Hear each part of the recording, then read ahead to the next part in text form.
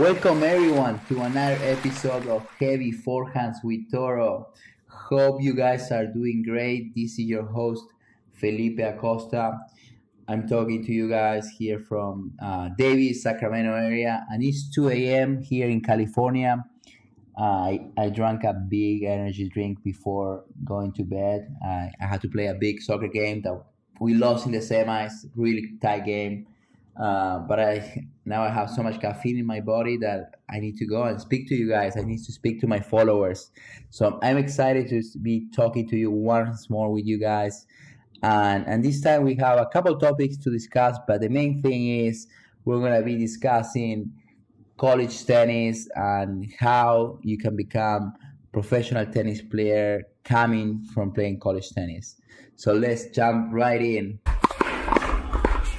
I was looking at the tournament results of this week and the last week, and I'm happy to see some of my fellow Aggies, the Utah State student athletes. They got some ATP points last week. We saw Nuno from Portugal getting his first ATP points after qualifying and winning the first round match. And this week we have seen Stein from Netherlands. He's playing the semifinals today, Friday, and we wish him the best of luck. I'm so happy for my fellow Utah State players to continue driving that legacy and improving the tennis program of Utah State. So best of luck for the next tournaments for these guys, and best of luck for Stein, who is playing the semifinals. And thank you guys, because you guys gave me this idea of launching this next episode of the podcast. First, let's start with this old myth. This is coming a little more from South America or Argentina, that they said that the tennis players that come to the States to get a degree, to play collegiate tennis, are more retiring from professional tennis, and they're just focusing on something else. And once they're graduated, they're moving towards developing their professional career in another field. I just want to say that that's wrong. That's just a myth. And as you guys are gonna see now in the data I'm gonna show you, more and more tennis players are coming from college. And why is that? Let's talk about the benefits of playing college tennis and how it can help you to become a professional tennis player.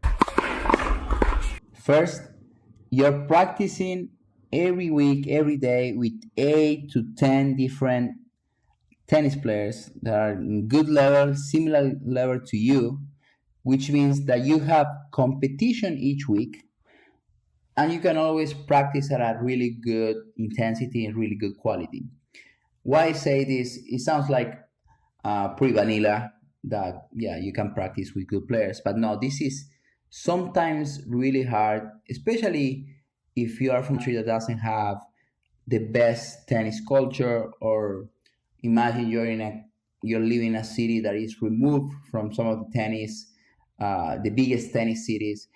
Especially when I was living in Chascomús, I remember Chascomús is a small city in Argentina. Every time I was going back on the weekends, there were only a couple of good players to practice with, and we were all practicing all over and over with the same players, but there was not much rotation. Once I moved to Buenos Aires, there were many more options of people to play with. But it's great to go to an academy, or in this case, you're moving to the United States, and you're going to these big tennis facilities, and you have 8 to 10 different guys that they are relatively the same level with you, and you can compete every week and play matches every week. And then you start pushing yourself on how to get better, because you don't want to be losing against your teammate weeks and weeks in a row. So that good competition, that healthy competition, allows you to get better, becoming a more a stronger tennis player. Okay, second right here, you practice for free. What do I mean by this? You don't have to pay a damn penny to the coaches in the college you attend to. How does this work? The way it works is that usually you get recruited. Imagine in my scenario, in my case, I came from Argentina to play college tennis when I was 18 years old. And usually you get an academic or some type of athletic scholarship, and therefore your tuition or education costs are relatively low, hopefully, and you only pay for those academic costs, but you don't pay directly to the athletic community, to the athletics department. The athletic community, the athletic department income, it comes from the overall tuition, the overall budget that is allocated to athletics. So in the other scenario, when you are in an academy, the coaches are providing a service to you and you pay them directly, and it's pretty costly, being honest, guys. This is really costly.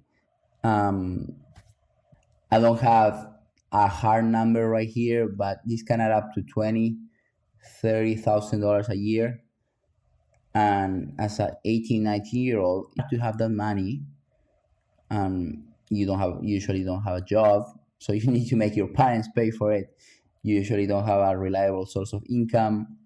The tournaments, the professional tournaments that you play at that age, usually don't get a lot of income. So if you have these large expenses, you're gonna be running at a net loss for a couple of years if you don't have the good tennis results that you want.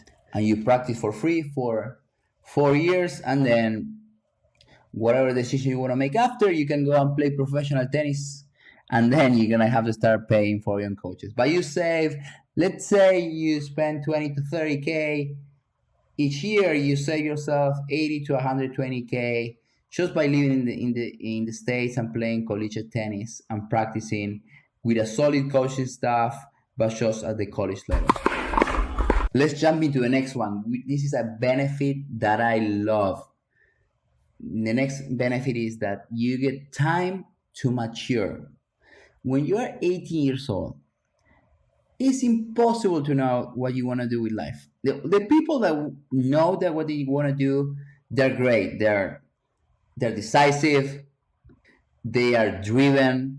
They have the energy, and they're ready to attack on the world. But there are a lot of people, a lot of young fellows that are 18 years old, and they like many different things, and they want to explore. So having that kind of gap from 18 to 21, 22 years, 22, 21 to 22 years old, give you the opportunity to continue playing tennis. But if you like any other aspects, call it, in my case, I really like finance. So I had 4 years where I was focusing a lot on finance and developing a career in finance. But if I had I had the thought that I didn't like finance, I could say, actually, I give a chance 4 years. I prefer to play tennis and go and play professional tennis, because I was still doing both, practicing at a good tennis level and developing other skills. Another thing about maturity is that a lot of people reach 18 years old and they haven't lived alone. They've been living with their parents since they were born until they were 18, and they never had the opportunity to be independent. So having those 4 years of independency, where they need to be on time for practice, need to be on time for class, develop good habits, develop good communication skills, kind of multitask, those are skills that are going to carry on. Another big benefit in terms of reducing the cost, saving some money, is in terms of the gear. Guys, when you go and play college tennis at a good school, and also you have a good scholarship and they have a good budget, they pay for your rackets. You guys know how much rackets cost right now? I'm trying some new rackets right now. I'm trying the new Pure Strike, the Pure Aero, the Pure Drive, and I'm looking to buy these maybe 4 rackets, and it costs $250 a piece. So I'm gonna spend $1,000 just in these purchase.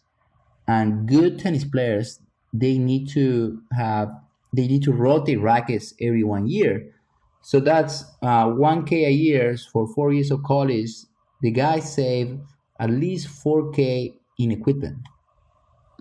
And then you also have other type of gear, shirts, socks, and most importantly, shoes. When you play on hardcore every 2 weeks to 1 month, the shoe has a big hole, and you need to get a new one. So that was awesome. That was great, and it was also great that it was good quality gear. The best colleges in the U.S. they have contracts with Nike, Under Armour, Adidas. I believe I seen Asics, but yeah, the Adidas, Nike, Under Armour are I would say the top three guys right now in the collegiate tennis world and collegiate athletics environment. And finally, last point here about the benefits of playing college tennis is that you can also play professional tennis tournaments during the summer. Guys can go and play tournaments for 3 or 4 months during the summer. There is a long break in between ending the spring semester in May or April and starting again in August, September for the fall semester of the next academic year. So you have that nice gap in between where you can go and play a bunch of futures if you want to become a professional tennis player, or you can go and practice to an academy and work on whatever stroke or whatever aspect of your game that you really need to work on. And I've seen also really good tennis coaches that offer you tennis coaches in the college level that will tell you if you want to stay here in in college for the summer, you can take summer classes and we can go and practice. And the coaches are usually happy to do that. They like when players stay around and they continue to work on their game. It's not a drag on them. They're happy to have you there, and they can see you continue working on your game and getting better. So having those 4 summers, which turns into like an additional year that you can use to either play professional tennis tournaments or continue developing your game more on the practice training side or also on the fitness side. All right, guys, that's all on the benefits of how college tennis can help you to become a professional tennis player. That was really high level. I'm saving my bullets here. I have a couple interviews planned with some of my coaches and some of my old teammates. So I want to leave some stories, some specific details for the future, and I want you guys to come back to my podcast to listen to that episode. So I'm saving my bullets. So let's jump into some of the downsides of playing college tennis instead of playing professional tennis. One of the main potential downsides is that your level, imagine you're a really good tennis player, call it 500, 600 ATP, and then you end up playing at a college where there's a big level disparity for your game and your teammates' game. Therefore, you will be always playing against players that are of a lower level. And like I said in previous podcasts, you need to play in order to develop your game. You need to be playing players all around, players that are better than you, players on the same level, and players that are worse than you. So if you end up in a college where you're the top player, you're the star, it's gonna be good because the coach is gonna try to take care of you and try to continue developing your game, and maybe gonna try to center the practice around you and try to take care of you. But you won't have the good competition I was talking about of having 8 to 10 good tennis players that can push you. It's gonna be different. You're gonna have you're gonna be winning every week if you are at really that high level. But this scenario doesn't happen as much, especially if you go to a good school, call it a Power 5 school. All right, let's go to the second downside. This is something that I heard around about. I have a bunch of friends that play college tennis and continue to play college tennis, and I've seen this trend, and it's regarding conditioning and fitness overall in the United States, specifically for tennis. Usually, the fitness coaches that are in the college environment, they come from a basketball and football background. So their specificity is in those sports. And the guys that usually work with the tennis teams and secondary teams, let's call it, are guys that are just starting their career as football and basketball coaches, and they're giving this tennis sport, as a way to continue developing their skills in fitness and coaching overall. But they are not experts in tennis, so their specificity is not there, and therefore they try to apply some football or basketball training into tennis, which doesn't translate well. There are some aspects that are applicable, such as trying to be explosive. But if you go to a tennis academy, you usually have a fitness coach that is thinking about tennis 24/7, and he's on top of the tennis trends on how to improve the first step, how to jump higher for the serve, and X, Y, and Z. But that's not happening in college tennis, at least of what I've seen. And I think this is something that is tough to take care of, because it's 4 years of developing your fitness skills where you're not doing specific drills. But there are ways that you can fix it. You can stay in contact with a coach from when you were practicing in a tennis academy.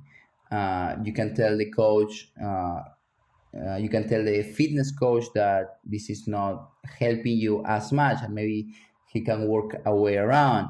You can also watch YouTube videos on how to improve some of your skills on the court regarding movement. So there are ways that you can go around, and since you're practicing a still like really good tennis level on the court, this kind of tends to take care of, and it ends up not being an issue. All right, guys, let's go to the next kind of downside that I see, is that in these 4 years that you're gonna be spending playing college tennis from 18 to 21, 22 years old, it may be hard for you to see the end goal. You might think that playing professional tennis is so far away, and you might end up losing your motivation, or you might end up losing your track. You might think, okay, I can slack off in this practice. I can take some time off. It's gonna be fine. I'm just gonna be playing less time this practice because I still have like 3 years and to get ready to play pro. And those small decisions start adding up.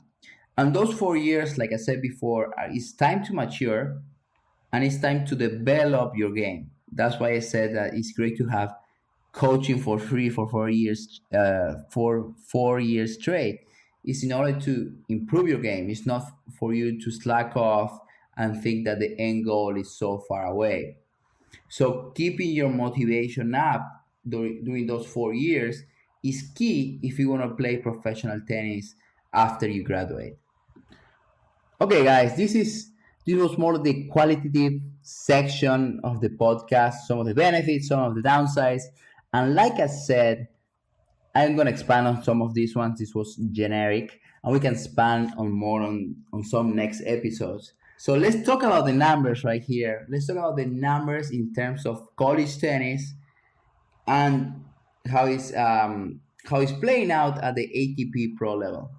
All right, guys, in front of me, I have all the players that are currently ranked at the ATP level, and they are playing college right now, or they play college at some time during their life.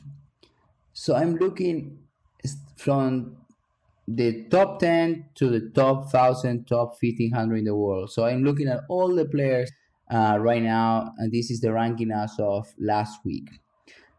So do you guys know how many college tennis players or ex-college tennis players are ranked at the ATP level? The number might surprise you. There are 427 players that played college tennis at some moment in their career.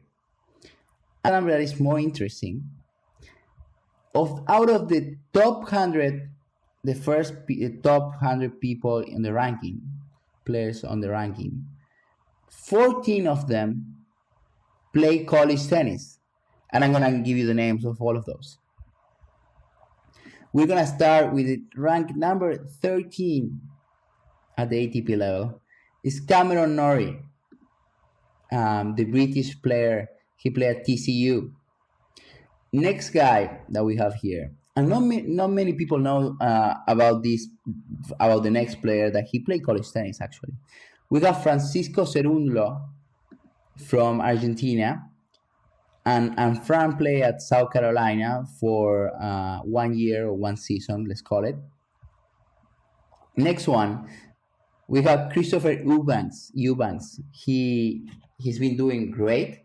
He was on the 200, 250 rankings for a couple of years, and then in the last 2 years he started doing better in the challenger level, and now in Wimbledon he made quarterfinals. So he played for Georgia Tech, and he played 3 years there, so he did not play his senior year, and that's gonna be a trend that we're gonna continue seeing with these players.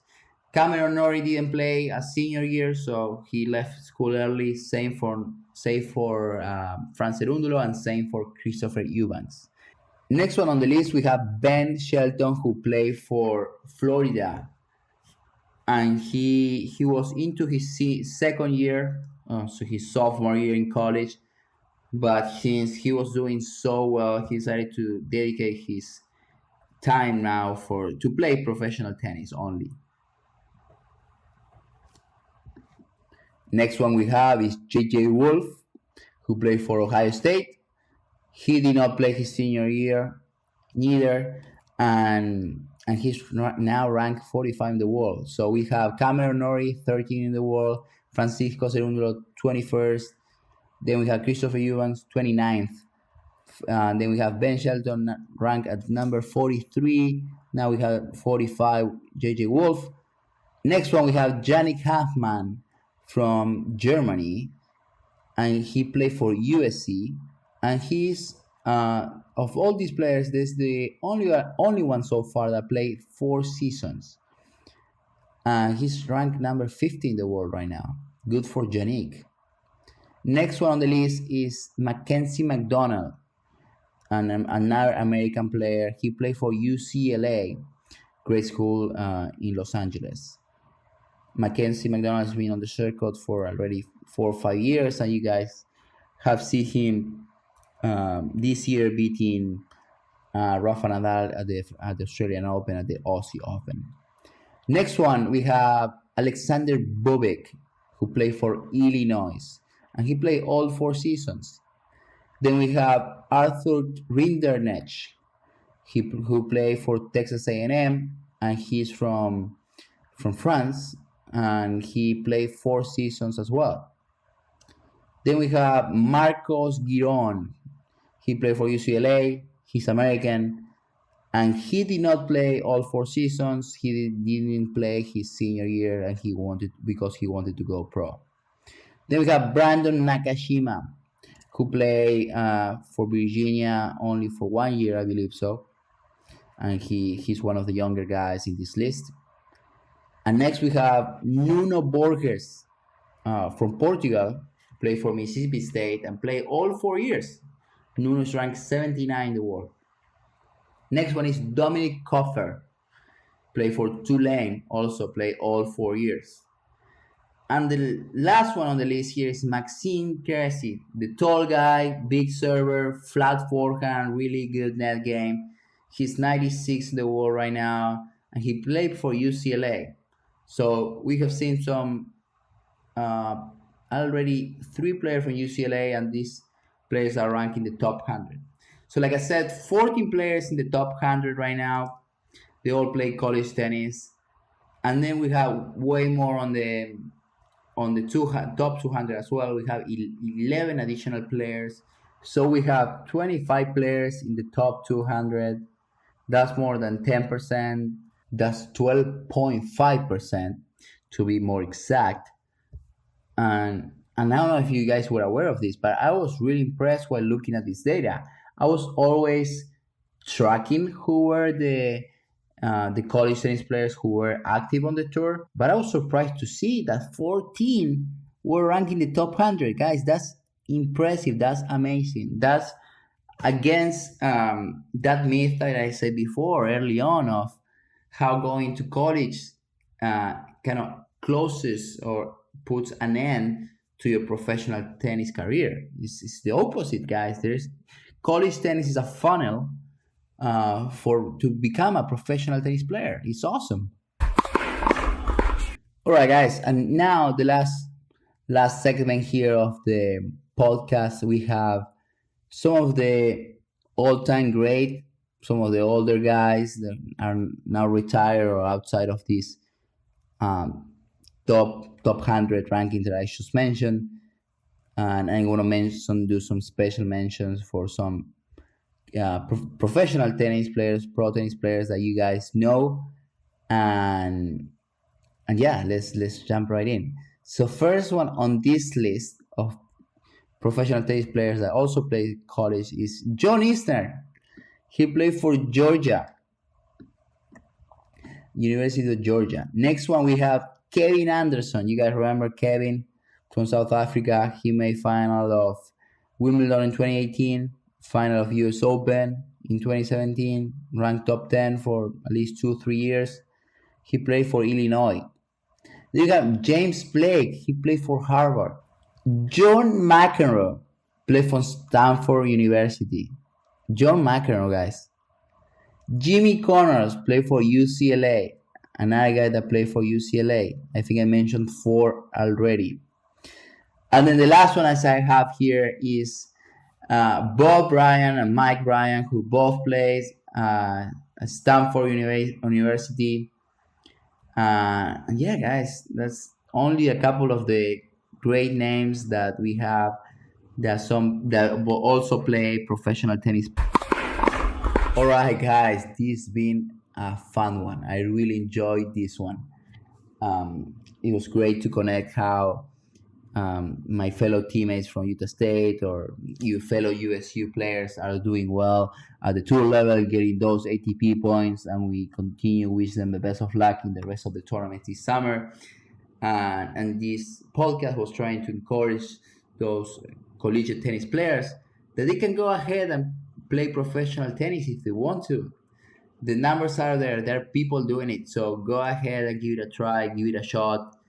And you guys are going to be successful. Yeah, people are being successful at it. So keep at it, guys. So this is it for all, guys. I really, like I said, I really enjoyed this one.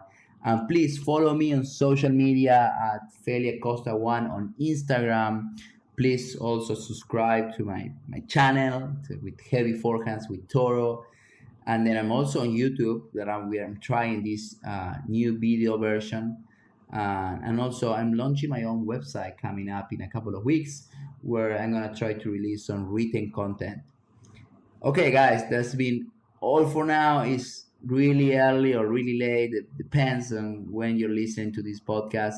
I'm tired and I need to go back to bed. I woke up, like I said, at 1:40 in the morning. So, all right, guys, thank you so much. We'll see you in the next one.